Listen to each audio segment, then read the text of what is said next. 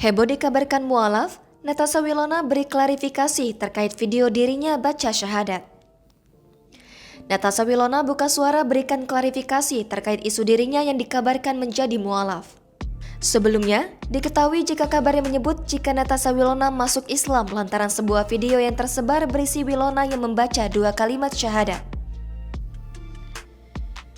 Dilansir dari akun YouTube CCTV Celeb mengunggah sebuah video yang memperlihatkan Natasha Wilona saat seperti berada di dalam masjid seraya memegang mikrofon, Kamis 10 Februari 2022.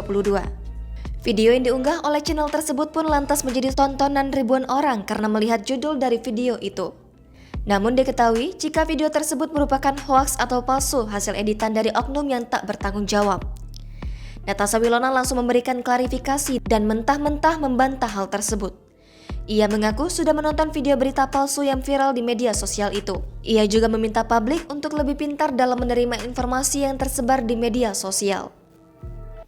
Namun, Vena Melinda yang menanggapi hal tersebut memberikan ucapan rasa syukur atas berita yang tak diketahuinya merupakan palsu tersebut. Vena juga memberikan reaksinya saat ditanya kemungkinan putranya, Verrell Bramasta, kembali berpacaran dengan Natasha Wilona. Sebelumnya, kabar dari Natasha Wilona yang disebut menjadi mualaf juga sempat tersebar.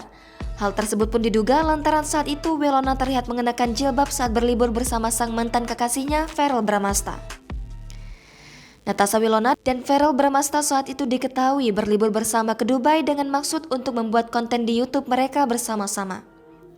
Meskipun hubungan keduanya diketahui tengah kandas, keduanya masih berteman dekat dan tak mempermasalahkan hal tersebut. Jangan lupa subscribe, share, komen, dan like ya.